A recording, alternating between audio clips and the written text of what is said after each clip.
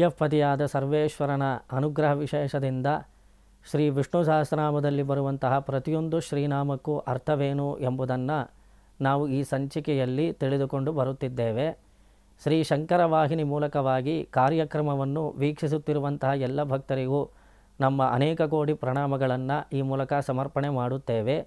ಈ ಸಂಚಿಕೆಯಲ್ಲಿ ಶ್ರೀ ವಿಷ್ಣು ಸಹಸ್ರನಾಮದ ಕ್ರಮದಲ್ಲಿ ಬರುವಂತಹ 65ನೇ ಶ್ರೀನಾಮವಾಗಿರುವಂತಹ ಈಶಾನ ಶಬ್ದಕ್ಕೆ ಅರ್ಥವೇನು ಎಂಬುದನ್ನು ನಾವು ತಿಳಿಯೋಣ.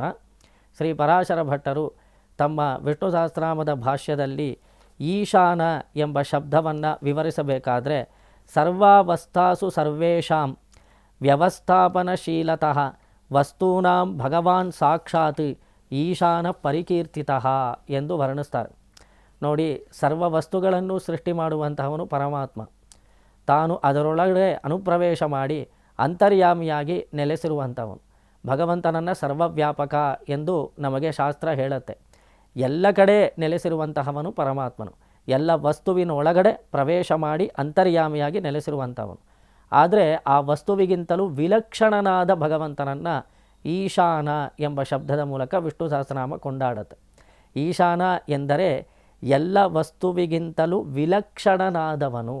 ಅಂದರೆ ಯಾವೊಂದು ವಸ್ತು ಇದೆ ಅಂತ ಇಟ್ಕೊಳ್ಳಿ, ಆ ವಸ್ತುವಿಗೆ ಯಾವುದಾದ್ರೂ ಒಂದು ವಿಧವಾದ ದೋಷ ಇರುತ್ತೆ. ಆ ದೋಷವೆಂಬುದು ಆ ವಸ್ತುವಿಗೆ ಸಂಬಂಧಿತವಾಗಿರುತ್ತದೆಯೇ ಹೊರತು ಅದರ ಒಳಗೆ ಇರುವಂತಹ ಪರಮಾತ್ಮನಿಗೆ ಸಂಬಂಧಿಸುವುದಿಲ್ಲ. ಕಾರಣ ಅವನು ಈಶಾನ, ಅವನು ವಿಲಕ್ಷಣನಾಗಿದ್ದಾನೆ. ಕಂಬಕ್ಕಿರುವಂತಹ ದೋಷ ನರಸಿಂಹಸ್ವಾಮಿಗಿಲ್ಲ. ಕಂಬದ ಒಳಗಡೆ ಇದ್ದರೂ ಸಹ ನೋಡಿ, ಕಂಬದ ಒಳಗಡೆ ಸ್ವಾಮಿ ನೆಲೆಸಿದ್ದಾನೆ. ಕಂಬದಲ್ಲಿ ಮಾತ್ರ ಅಲ್ಲ, ಎಲ್ಲ ಕಡೆ ಭಗವಂತ ವ್ಯಾಪಕವಾಗಿದ್ದಾನೆ.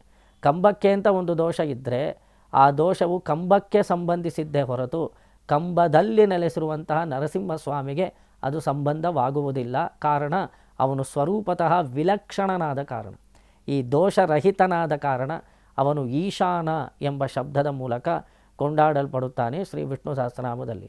ಇದಕ್ಕೆ ಸಂಬಂಧಿಸಿದ ಹಾಗೆ ನಮ್ಮ ಜೀವನದಲ್ಲಿ ನಡೆದಂತಹ ಒಂದು ಘಟನೆಯನ್ನು ನಾನು ನಿಮ್ಮೊಂದಿಗೆ ಹಂಚಿಕೊಳ್ಳಲು ಇಚ್ಛೆ ಪಡುತ್ತೇನೆ.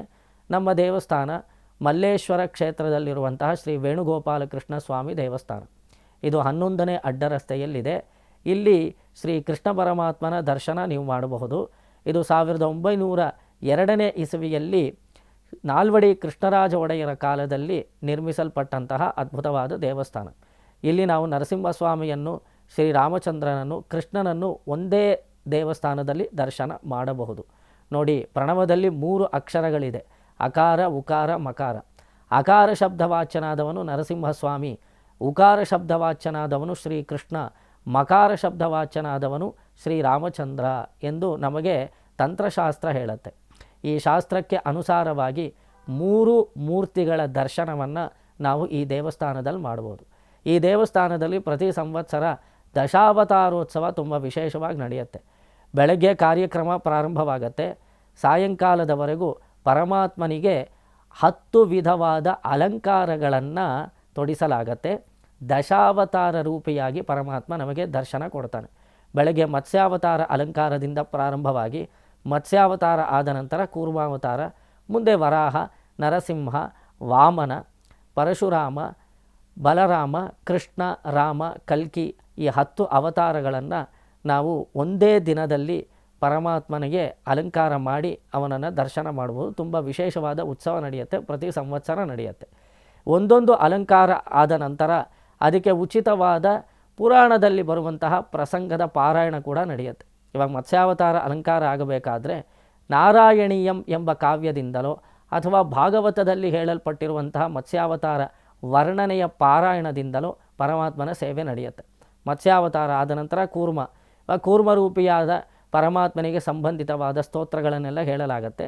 ಜೊತೆಗೆ ಮುಂದೆ ವರಾಹಾವತಾರ, ನರಸಿಂಹಾವತಾರ, ಹೀಗೆ ಒಂದೊಂದು ಅಲಂಕಾರ ನಡಿಬೇಕಾದರೂ ಕೂಡ ಒಂದೊಂದು ಶ್ಲೋಕ ಪಾರಾಯಣಗಳು ಆ ಅಲಂಕಾರಕ್ಕೆ ಸಂಬಂಧಿಸಿದ ಹಾಗೆ ಮಾಡಲಾಗತ್ತೆ. ತುಂಬ ವಿಶೇಷವಾಗಿ ನಡೆಯುತ್ತೆ. ಹಲವಾರು ಜನಸ್ತೋಮ ಸೇರಿರ್ತಾರೆ. ಎಲ್ಲರೂ ಸೇರಿ ಪರಮಾತ್ಮನನ್ನು ಕೊಂಡಾಡ್ತಾರೆ. ಮಂಗಳಾಶಾಸನ ನಡೆಯುತ್ತೆ. ಎಲ್ಲರೂ ಉತ್ಸವದಲ್ಲಿ ಭಾಗವಹಿಸಿ ಪರಮಾತ್ಮನ ಕೃಪೆಗೆ ಪಾತ್ರರಾಗ್ತಾರೆ. ಈ ಸಮಯದಲ್ಲಿ ಒಂದೊಂದು ಅವತಾರ ರೂಪಿಯಾದ ಪರಮಾತ್ಮನಿಗೆ ಒಂದೊಂದು ವಿಧವಾದ ಭಕ್ಷ್ಯಗಳನ್ನು ನಿವೇದನೆ ಮಾಡುವಂತಹ ಸಂಪ್ರದಾಯ ಇದೆ. ನೋಡಿ, ಕೃಷ್ಣನಿಗಾದರೆ ಬೆಣ್ಣೆ ನೈವೇದ್ಯ ಮಾಡ್ತೀವಿ, ರಾಮನಿಗಾದರೆ ಪಾನಕ ನೈವೇದ್ಯ ಮಾಡ್ತೀವಿ, ಸಾಮಾನ್ಯವಾಗಿ ಕೃಷ್ಣನಿಗೆ ಯಾಕೆ ಬೆಣ್ಣೆ ಸಮರ್ಪಿಸ್ತೀವಿ ಅಂದರೆ ಅವನು ಕೃಷ್ಣಾವತಾರ ಕಾಲದಲ್ಲಿ ನವನೀತವನ್ನು ತುಂಬ ಇಷ್ಟಪಟ್ಟು ಅವನು ತಿಂದಿದ್ದರಿಂದ, ಬೆಣ್ಣೆ ಕದ್ದು ತಿಂದಿದ್ದರಿಂದ ಬೆಣ್ಣೆ ಕೃಷ್ಣನಿಗೆ ನೈವೇದ್ಯ ಮಾಡೋದು ತುಂಬ ವಿಶೇಷ. ಅಂದರೆ ಆ ಅವತಾರ ಕಾಲದಲ್ಲಿ ಅವನು ಇಷ್ಟಪಟ್ಟಿರೋದ್ರಿಂದ ಅವನಿಗೆ ಅದನ್ನು ಸಮರ್ಪಣೆ ಮಾಡ್ತೇವೆ. ನೋಡಿ, ನಮ್ಮಿಷ್ಟಕ್ಕೆ ನಾವು ಕೈಂಕರ್ಯ ಮಾಡಬಾರ್ದು, ಭಗವಂತನ ಅಂತರಂಗ ತಿಳಿದು ನಾವು ಕೈಂಕರ್ಯ ಮಾಡಬೇಕು ಎಂಬುದನ್ನು ನಾವು ಆ ಸ್ವಭಾವವನ್ನು ಬೆಳೆಸ್ಕೊಳ್ಬೇಕು. ಭಗವಂತನ ಅಂತರಂಗ ಶಾಸ್ತ್ರದ ಮೂಲಕ ನಮಗೆ ಗೊತ್ತಾಗತ್ತೆ. ಶಾಸ್ತ್ರದ ವಿಧಿ ನಿಷೇಧಗಳನ್ನು ನಾವು ಪಾಲಿಸಿದ್ರೆ ಭಗವಂತನ ಮನಸ್ಸಿಗೆ ತುಂಬ ಸಂತೋಷವಾಗುತ್ತೆ. ಆ ರೀತಿ ಅಂತರಂಗವನ್ನು ತಿಳಿದು ಕೈಂಕರ್ಯವನ್ನು ಮಾಡಬೇಕು ಎಂಬುದು ನಮ್ಮೆಲ್ಲರ ಧರ್ಮವಾಗಿರುತ್ತೆ. ನೋಡಿ, ಕೃಷ್ಣನ ಅಂತರಂಗ ಏನು ಅಂದರೆ ಬೆಣ್ಣೆ ತಾನೆ. ಬೆಣ್ಣೆ ತುಂಬ ಇಷ್ಟ, ಆದ್ದರಿಂದ ಬೆಣ್ಣೆಯನ್ನು ಅವನಿಗೆ ಸಮರ್ಪಣೆ ಮಾಡ್ತೇವೆ. ಅವನ ಮನಸ್ಸು ತುಂಬ ಸಂತೋಷವಾಗುತ್ತೆ. ಇದು ಕೃಷ್ಣಾವತಾರಕ್ಕೆ ಸಂಬಂಧಿಸಿದ ವಿಷಯ. ಇನ್ನು ನರಸಿಂಹಾವತಾರಕ್ಕೆ ಸಂಬಂಧಿತವಾದ ವಿಷಯ ಏನು ಅಂದರೆ, ನರಸಿಂಹಾವತಾರದಲ್ಲಿ ಆ ಪರಮಾತ್ಮ ಯಾವುದನ್ನು ಇಷ್ಟಪಟ್ಟು ಪ್ರಾಶನ ಮಾಡಿದ ಎಂದು ಹೇಳಬೇಕಾದ್ರೆ, ನಾರಾಯಣೀಯಂ ಎಂಬ ಗ್ರಂಥದಲ್ಲಿ ನರಸಿಂಹಾವತಾರವನ್ನು ಭಟ್ಟಾತ್ರೇಯ ಸ್ವಾಮಿಗಳು ಈ ರೀತಿ ವರ್ಣನೆ ಮಾಡ್ತಾರೆ.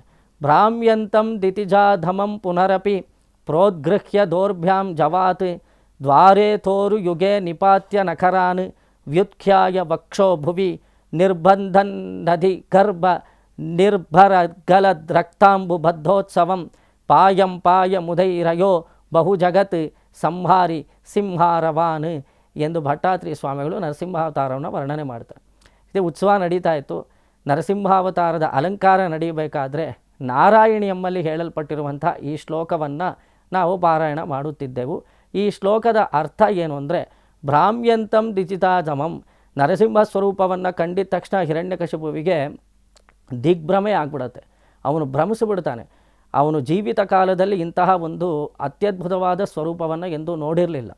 ನೋಡಿ, ಮನುಷ್ಯ ಶರೀರ, ಸಿಂಹದ ಮುಖ, ಗರ್ಜನೆ ಮಾಡ್ತಾ ಕಂಬರಿಂದ ಒಡೆದು ಬಂದಿದ ತಕ್ಷಣ ಆ ಸ್ಫೋಟಕವಾದ ಶಬ್ದವನ್ನು ಕೇಳೇ ಅವನ ಕರ್ಣಗಳೆಲ್ಲ ಕತ್ತರಿಸಿ ಹೋಗಲ್ಪಟ್ಟು ತುಂಬ ಭ್ರಮಿಸ್ತಾ ಇದ್ದಂತಹ ಹಿರಣ್ಯಕಶಿಪುವನ್ನು ನರಸಿಂಹಸ್ವಾಮಿ ತನ್ನ ಎರಡೂ ಕೈಗಳಿಂದ ಮೇಲಕ್ಕೆ ಎತ್ತಿ ದ್ವಾರದ ಮಧ್ಯದಲ್ಲಿರುವಂತಹ ಹೊಸಲಿನ ಮೇಲೆ ತಾನು ಕೂತು ತನ್ನ ಮಡಿಲಲ್ಲಿ ಹಿರಣ್ಯಕಶಿಪುವನ್ನು ಮಲಗಿಸಿ ನಖಮಾತ್ರದಿಂದ, ಅಂದರೆ ತನ್ನ ಉಗುರಿನಿಂದ ಹಿರಣ್ಯನ ಎದೆಯ ಭಾಗವನ್ನು ಮತ್ತು ಉದರ ಭಾಗವನ್ನು ಚುಚ್ಚಿ ನಖಮಾತ್ರದಿಂದಲೇ ಸೀಳಿ ಅದರಿಂದ ರಕ್ತವು ಸುರಿದು ಸಂಹಾರ ಮಾಡಿಬಿಡ್ತಾನೆ.